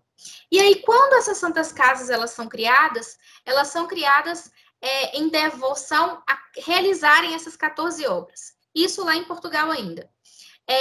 No final do século XV, 1498 necessariamente, houve, então, a criação da primeira Santa Casa de Misericórdia em Portugal, que foi o resultado, na verdade, de uma reorganização da assistência hospitalar naquele momento, de pequenas casas que serviam, né, a cuidados os mais distintos, desde saúde a cuidados de assistência social, de acolher de acolher pessoas que não têm onde morar. Então, seriam esses marginalizados sociais que a gente conhece hoje. E aí, quando essas Santas Casas elas vêm para o Brasil, elas vêm com toda uma estrutura já de funcionamento, né? Com todo um legado, né, de como é que eu diria, de autorização de funcionamento, e lembrando que as pessoas que participavam da direção dessas santas casas, elas faziam parte de uma mesa diretora, né? E essa mesa, ela tinha participação tanto de pessoas religiosas, quanto de pessoas leigas da comunidade. Como que essa distribuição acontece aqui no território brasileiro? Elas vão surgir primeiro nas capitais, né, que foram primeiramente colonizadas, principalmente nas primeiras cidades na região litorânea, né, nas quais Portugal chegou, então Salvador, Rio de Janeiro, né, São Paulo. Então foram as primeiras santas casas já no século XV, XVI e XVII aqui no Brasil. Essas santas casas, quando elas eram criadas, elas precisavam, né, a mesa diretora precisava enviar um pedido à corte para que elas pudessem ser autorizadas, e quando elas eram autorizadas, aí sim elas recebiam o nome de misericórdia, né? E aí, ao processo de interiorização brasileira, né, de exploração brasileira, quando, né, Minas Gerais, território mineiro, lá no século XVIII, final do século XVII, XVIII, começa a ser explorado, essas santas casas, elas passam a ser criadas aqui em Minas, junto com esse movimento de exploração. Então, não sei se você já ouviu falar, nós temos aqui no Brasil a Estrada Real, né, que é uma estrada que hoje ela é um patrimônio histórico e cultural na cidade, mas que foi uma estrada criada por esse movimento de exploração, né, que ele vem inicialmente do Porto de Paraty, no Rio de Janeiro, até a cidade de Ouro Preto, aqui em Minas Gerais, a antiga Vila Rica, né? E aí por esse território foram criadas várias vilas, né, atualmente cidades, que foram sendo criadas por esse movimento dos tropeiros, da colonização, e aí se cria a primeira Santa Casa aqui em Minas Gerais, na cidade de Ouro Preto, né, Vila Rica. E posteriormente a Estrada Real, ela tem quando o movimento do ouro, né, ele diminui, começa o movimento de descoberta das pedras, dos minerais, né, dos diamantes, sobretudo, cria-se uma segunda etapa dessa Estrada Real que vai até Diamantina, que é uma outra cidade aqui em Minas Gerais, um pouco mais distante. Então, a Estrada Real, ela vem de Paraty a Ouro Preto e, posteriormente, de Paraty a Diamantina. E aí, essas santas casas, elas são criadas com a intenção de, primeiro, aqui no caso, né, com pessoas da região que davam investimento, que permitiam, né, uma manutenção dessa assistência, e ela recebia, né, não necessariamente a loucura, ela passa a ser recebida muito, muito claramente aqui no Brasil nesse sentido. Tanto é que o Hospício Pedro II, no Rio de Janeiro, ele existiu dentro de uma Santa Casa de Misericórdia, que era a Santa Casa do Rio de Janeiro, né, a estrutura inicial lá. Então, as Santas Casas, elas têm essa instituição, né, essa questão como uma instituição inicial no Brasil de assistência. Hoje o SUS, né, o nosso Sistema Único, por exemplo, ele abarcou muitas dessas instituições que até hoje são conhecidas como instituições filantrópicas, né, sem fins lucrativos, muitas delas, e recebem verba de funcionamento, enfim. A própria Santa Casa de Ouro Preto ainda existe até hoje, né, é uma instituição tricentenária, não sei se eu diria assim. A de Diamantina também existe, e uma curiosidade é que de Diamantina ela só se chama Santa Casa, porque quando ela foi criada, Santa Casa de Caridade, foi enviado o pedido de funcionamento, né, de autorização régia, mas como já se estava no final do século XVIII, início do século XIX, houve também muita corrupção na administração dessas santas casas, né, tem todo um processo muito longo, não foi autorizado que ela funcionasse como Santa Casa de Misericórdia, então ela não recebeu esses privilégios que eram ditos do período, então ela só funciona como Santa Casa de Caridade. E justamente pelo movimento de quantidade de assistência à loucura lá naquela região, se criou esse hospício. Então, aqui em Minas Gerais, por ser um território muito longo, a gente tem, né, os brasileiros vão conhecer, quem sabe os mineiros, uma frase que chama trem de doido, né? Muito semelhante a Nau dos Loucos, lá que o Foucault dizia na História da Loucura. O que era esse trem de louco? Ele saía de Montes Claros, que é uma cidade mais ao norte aqui em Minas Gerais, e via até Barbacena, né? Era um trem de viagem, e os últimos vagões eram destinados aos loucos, que seriam internados no hospício de Barbacena, e isso já no início do século XX, nas primeiras décadas. Então, quando a gente vai estudar, né? Então, só para finalizar, que eu acho que já estou delongando demais, quando a gente vai estudar a história da loucura, uma das coisas que mais me indignou é porque, de fato, eu fiz a faculdade de psicologia na cidade de São João del Rei, né? E durante os 5 anos que eu morei lá, eu nunca tinha ouvido falar da participação da Santa Casa de Misericórdia de Lá nesse processo de assistência à loucura. Eu fui conhecer sobre isso já em outra cidade, em Belo Horizonte, né, estudando alguns documentos. Então, eu agora no doutorado, eu faço esse movimento de volta para São João del Rei, né, eu já tive acesso ao acervo, o acervo ele está lá muito mal cuidado, inclusive, tem esses vários documentos, como voltando à questão metodológica. Então, duas questões. A primeira é que no mestrado eu tive acesso aos acervos, né, de São João del Rei e de Diamantina, mas são acervos muito descuidados, não são acervos que têm um cuidado, né, como deveriam ter. E justamente pelo tempo do mestrado, eu só consegui fazer esse levantamento exploratório, né, que são 2 anos aqui no Brasil, não sei muito bem como é que é aí. E aí, no doutorado, a minha intenção, então, é exatamente fazer esse processo metodológico de compreensão dos documentos. A princípio, a minha intenção é trabalhar por uma via da análise do discurso, né, de perspectiva mais arqueológica, Foucaultiana, para tentar fazer uma compreensão desses documentos. E o meu problema principal, né, hoje no doutorado, seria, de fato, entender o que eu chamo, na dissertação, desse projeto de assistência aos alienados, que, na minha percepção, existiu aqui em Minas Gerais antes da construção do Hospício Psiquiátrico de Barbacena. Não sei se eu consegui abarcar todas as suas perguntas, Fernando. Muchísimas gracias, muy precisa tu respuesta y estoy muy interesado en tu trabajo porque yo he trabajado con historia de la locura en Argentina y particularmente en Córdoba y hay fenómenos que son similares que uno podría comparar una serie de cuestiones, ¿no? En torno a este desplazamiento de pacientes, un montón de elementos que son interesantes para comparar, pero bueno, podemos charlarlo después y dejar abierto para otras preguntas. Muchas gracias. Nada. Que agradeço.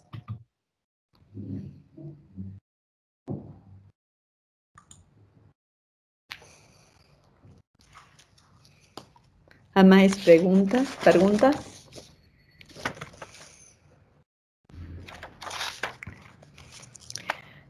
Eu tenho alguns comentários, se você não pergunta. Uma para Antônio.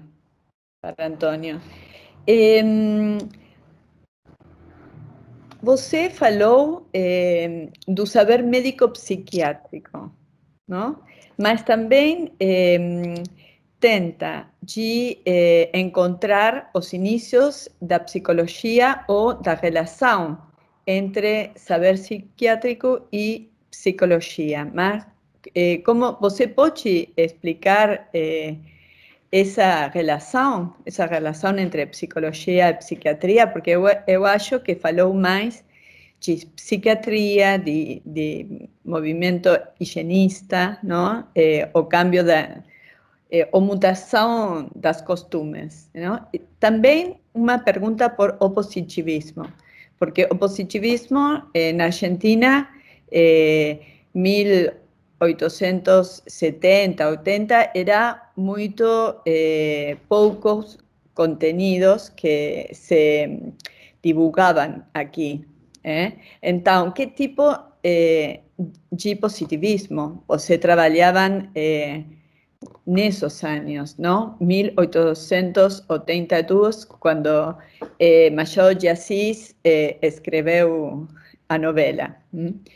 E também, uma última pergunta para Antônio, é a literatura. Também é uma representação da sociedade a partir de uma perspectiva do próprio ator social, como Machado de Assis. Então, que precauções metodológicas você tem em conta para não tomar em forma transparente essa representação da literatura? É um problema para mim, porque eu sempre vejo que os historiadores, muitas vezes, tomam a literatura como a representação de personagens de uma época, mas também os próprios escritores têm um lugar na origem social.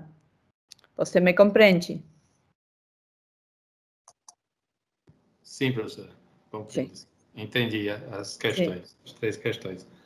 Bom, então, sobre a psiquiatria e a psicologia. Realmente, no século XIX, principalmente na segunda metade, O saber médico psiquiátrico já está bastante instalado no Brasil, inclusive em instituições manicomiais e também até instituições como as Santa Casas que a Aline nos trouxe. Então, é um saber psiquiátrico com todo o uso de remédios, de terapias, de tratamentos físicos, né, como choque e até lobotomias e tal. Então, isso é todo um conhecimento psiquiátrico e, às vezes, de encarceramento da pessoa com algum distúrbio. Mas há por trás disso um entendimento social que há uma teoria, que seria a psicologia. Então, no final do século XIX, início do século XX, não fica muito claro no Brasil esta separação. Quem era psiquiatra, em geral, era confundido com psicólogo. Não havia ainda uma total separação e escolas de psicologia para formar exclusivamente psicólogos. Então, por isso que eu digo que de 1850 até 1890 é o saber psiquiátrico que vai depois se especializar um pouco em psicologia. Quer dizer, o tratamento da pessoa com algum distúrbio mental, ela é feita pela psiquiatria. O uso de certas terapias, certos encarceramentos e certas formas de lidar com a pessoa chamada louca, né? Ou chamado débil mental ou alienado. Em geral, os hospitais eram chamados de recolhimento de alienados, né? Tanto no sentido de a pessoa ser alienada da sua liberdade, como também da alienada da razão, estar longe da razão. Esse é o primeiro aspecto. Então, no caso aqui do meu trabalho, eu faço um primeiro movimento, que é apresentar como essa psiquiatria tentava se tornar um saber determinante, um saber condutor da sociedade. Os administradores, os presidentes da República, principalmente os republicanos, buscavam na ciência médica em geral, higienista, controladora, as bases de um cientificismo para propor um controle das pessoas, né? Já na Primeira República isso vai ser muito forte, tanto é que a presença mais importante no governo Rodrigues Alves, por exemplo, de 1902 a 1906, vai ser de Oswaldo Cruz, com a implantação de vários sistemas de saúde, inclusive de vacinas, né? Que agora nós estamos tendo todo um problema com isso. As pessoas resistindo a uma vacina que ainda nem existe. É um retrocesso imenso. O segundo ponto da sua pergunta, que é a questão do positivismo, aqui no Brasil, a gente até tem uma brincadeira entre os historiadores, que é o seguinte: tudo que vem da França chega aqui atrasado e, em geral, é mal usado. Então, o que na França era uma teoria filosófica, o positivismo, de entender que o progresso era... As nações que queriam se desenvolver tinham que atingir um certo nível de progresso, aqui chega no Brasil e é transformado em posição política, em posição de ação política. Então, os partidos republicanos, as tendências republicanas, incorporaram esse positivismo de uma forma muito diferente do que ocorreu na Argentina.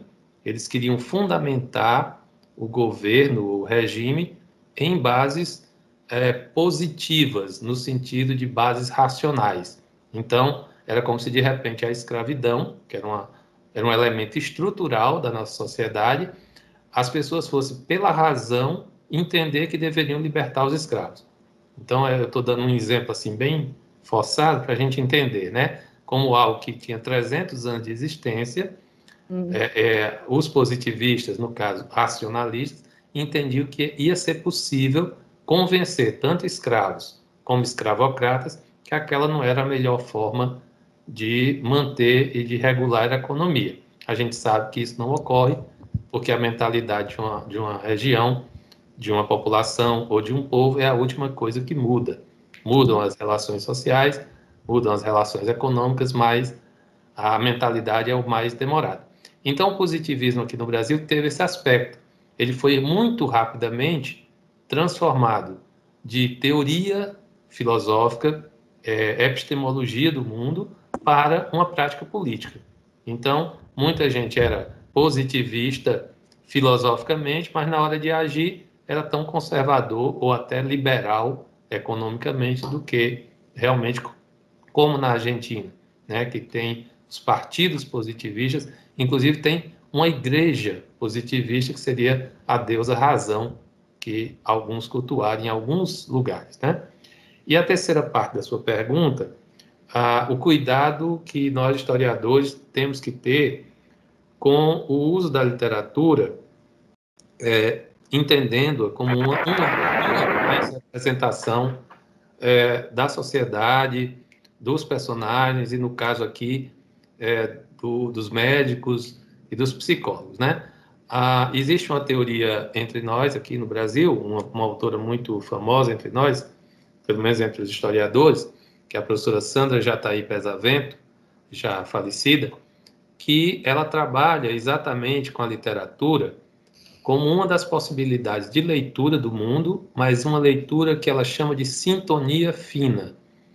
A literatura não é a representação total da realidade, mas ela permite que a gente se aproxime de forma muito sensível disso. Agora, é claro que num trabalho de pesquisa nessa área de psicologia e na área de história, a gente tem que sempre deixar o leitor ciente de que aquilo é uma alegoria, que aquilo o Machado de Assis ou Dostoiévski, falando lá no livro O Idiota, por exemplo, ele fala imensamente da alma humana. Ele não é uma representação real, mas ela está aurida, como eu digo aí no meu resumo, ela está linkada com personagens reais, embora os personagens deles sejam fictícios. Então, pode ter tranquilidade que nós, historiadores, já estamos um pouco cientes disso, de que a literatura é uma das formas de representação. Então, quando a gente for estudar psiquiatria, logicamente a gente não vai ter a literatura apenas, só a literatura como essa fonte de informação, mas que ela permite, sim, uma sutileza, porque nesse texto mesmo, de Machado, ele usa informações da psicologia ou da psiquiatria que está vindo do exterior, e ele usa de forma irônica. Ele diz, não é toda razão que serve para organizar a sociedade, tá bem? E não sei se respondi, mas era isso que eu podia comentar. Muito grato pela pergunta. Obrigada. Há 3 pessoas que querem perguntar, Juliana, Aline e Douglas. Você pode fazer a pergunta em forma curta e precisa, e depois vemos se temos 1, 2, 3 minutos para responder. Juliana? Sim. Minha pergunta é para o Douglas. Vou fazer de forma sucinta, então.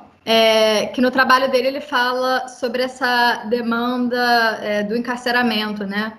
No Brasil a gente já é a 4ª maior população carcerária, e aí no trabalho dele ele coloca como os processos de individualização fazem com que a gente julgue os indivíduos e não os delitos cometidos, né? Como se os delitos eles façam parte de um meio social que os produzem, e ali nas unidades de internação a gente está classificando e controlando, e principalmente como psicólogos, né, na nossa demanda por diagnóstico psicológico, de laudos, pareceres, relatórios, exames criminológicos, a gente é ali demandado para dar um atestado de cessação de periculosidade, né? Um atestado para dizer que aquele adolescente não vai mais cometer um ato infracional. E ele me fez uma pergunta só em relação ao papel do psicólogo na escola, e que eu acho que tem a ver com isso, de combater a individualização. O bullying não diz respeito àquelas 2 crianças, a medicalização não diz respeito àquela criança problemática, né? As violências não dizem respeito às questões específicas, e sim, eu acho que o papel do psicólogo é olhar as produções sociais. E aí eu te pergunto, então, qual seria, na verdade, as possibilidades de resistência para nós, psicólogos, diante dessas demandas do judiciário, né, de reafirmar o tempo todo esses estereótipos racistas, os estereótipos com esses olhares preconceituosos, de que se o menino veio da favela, se ele tem a criminalização do uso das drogas, família desestruturada, né, tudo isso, como a gente, como psicólogo, pode se posicionar se a demanda, principalmente do judiciário e, hoje em dia, da população, é essa por maior encarceramento. Ok. Aline? Na verdade, o meu não é necessariamente uma pergunta, era mais um comentário, porque dentro da perspectiva, incluindo o que o Fernando, as questões que o Fernando me colocou e o que o Antônio, que ele falou aqui agora, porque o Antônio, né, pelo que eu estou entendendo, ele é historiador. Em relação ao método da minha pesquisa, é uma dificuldade que eu tenho muito enquanto psicóloga, de fato, inclusive, né, porque é uma pesquisa que traz um problema metodológico, inclusive, tem essa necessidade desse olhar histórico, né, algo que eu preciso me debruçar mais. E quando você fala dos escravos, né, as Santas Casas aqui no Brasil, inclusive, elas se diferenciaram de todas as outras Santas Casas justamente por essa assistência aos escravos, porque não existiu, né, em outros países. Então, os próprios escravos, eles foram, né, sujeitos, amparados muitas vezes nessas instituições, mas não necessariamente como sujeitos, né, como objetos.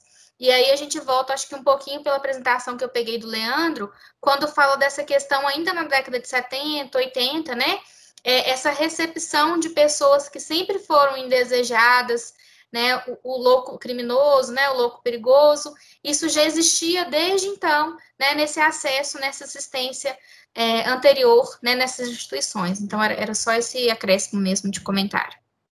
Ok. Douglas? Bom, eu na verdade, eu gostaria de fazer um comentário em relação à fala do colega do Antônio, que até a professora falou, a professora Ana comentou que é uma das dificuldades que ela se depara.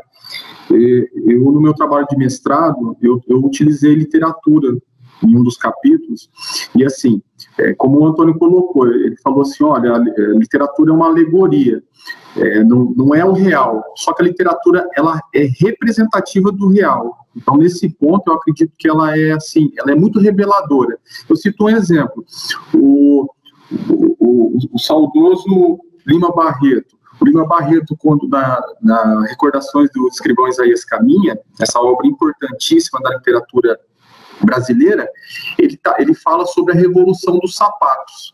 O que o Lima Barreto está falando da Revolução dos Sapatos? Ele está fazendo uma metáfora da Revolução, da questão da revolta da vacina. Então, perceba, é uma alegoria, mas ela é representativa daquele momento específico, daquela turbulência social por qual o Rio de Janeiro estava passando no início do século. Então, nesse sentido, a literatura ela é extremamente reveladora do momento histórico. Posso citar outros exemplos aqui. Se nós pegarmos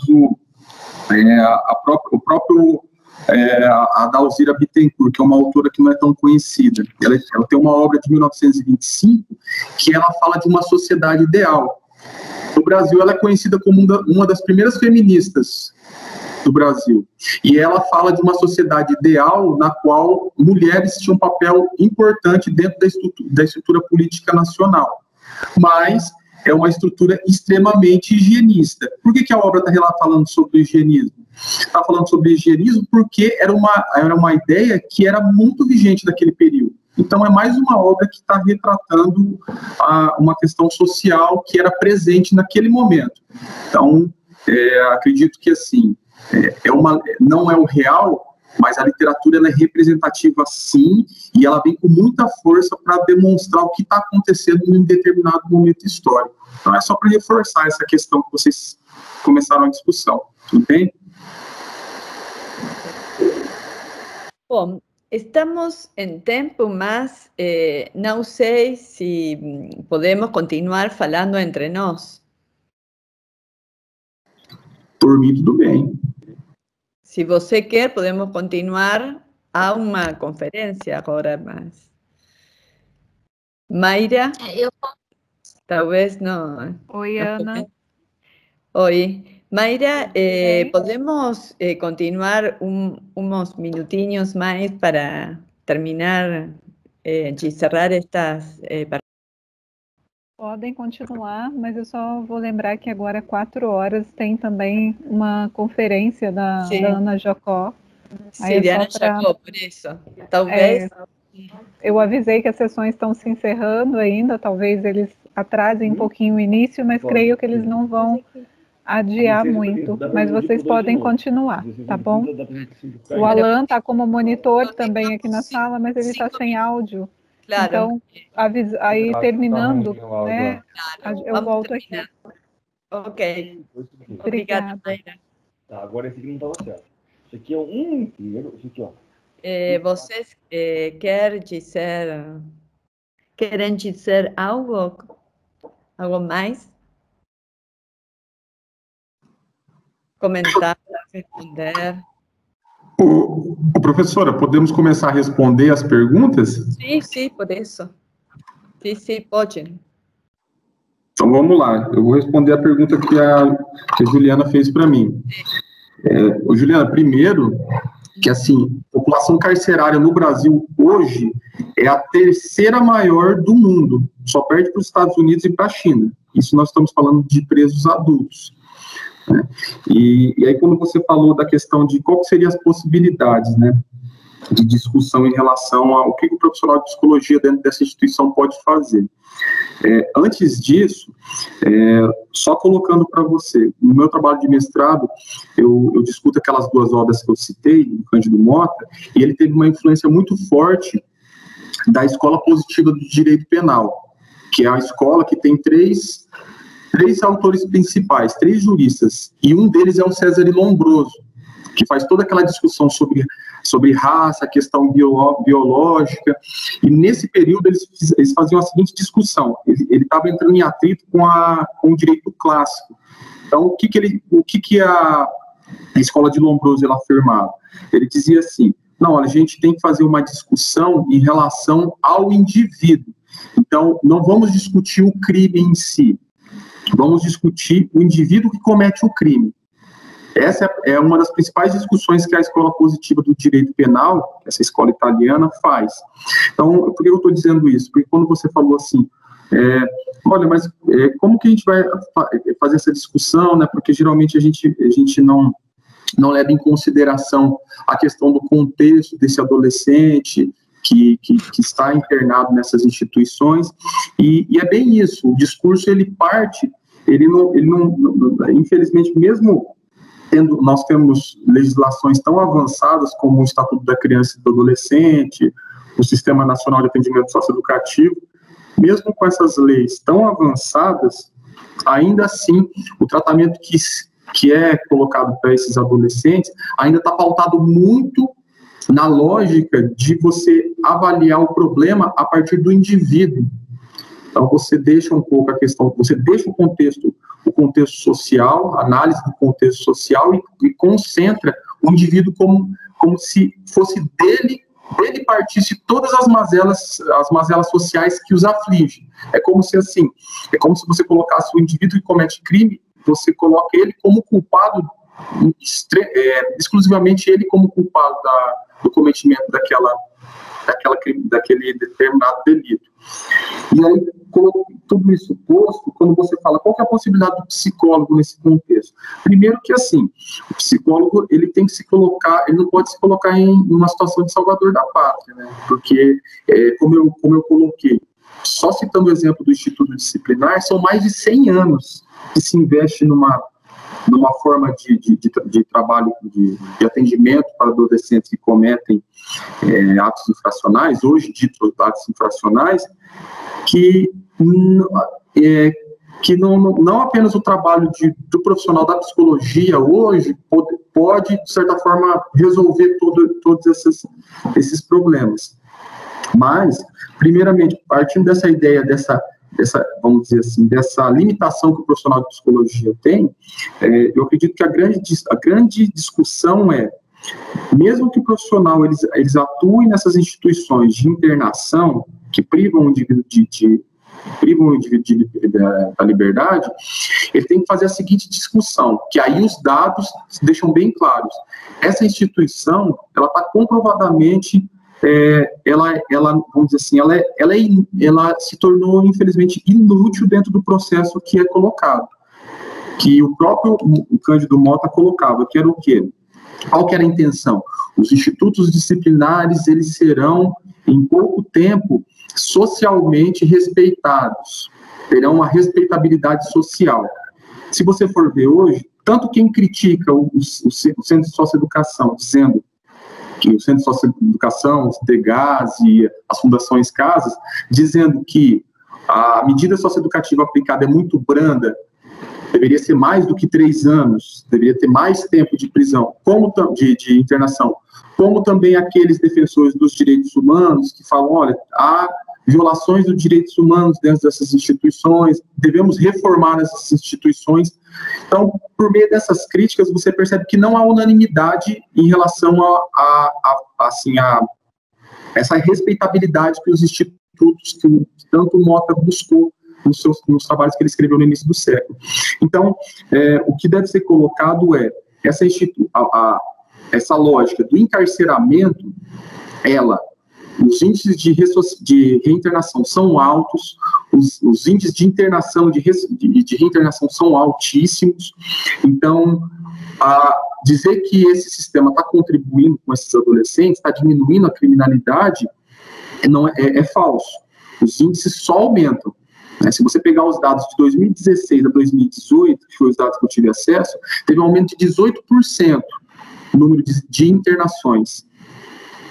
Então você percebe que é um modelo que ele de certa forma, ele está mostrando várias fragilidades e é um modelo a ser superado. Então o psicólogo, mesmo trabalhando nessa instituição, precisando, sendo um funcionário que recebe seu salário, ele tem que fazer essa discussão, e apontar as fragilidades desse sistema e mostrar que esse tipo de atendimento para o adolescente que comete ato infracional, o isolamento social e essa predileção pela alteração do comportamento do adolescente como uma forma de diminuir a delinquência juvenil, é uma fórmula que não funciona e que não tá, os dados apontam que não tá atingindo os objetivos. Então, eu acredito que o psicólogo, dentro da instituição, ele tem que ter essa crítica, mesmo que ele trabalhe lá dentro, que ele tenha toda a necessidade de, às vezes, atender algumas demandas do judiciário, como você colocou, mas, assim, nos próprios relatórios e pareceres que ele coloca, ele pode já começar a dar indícios no próprio relatório do quanto que essa instituição ela não está atingindo os objetivos para os quais ela foi criada.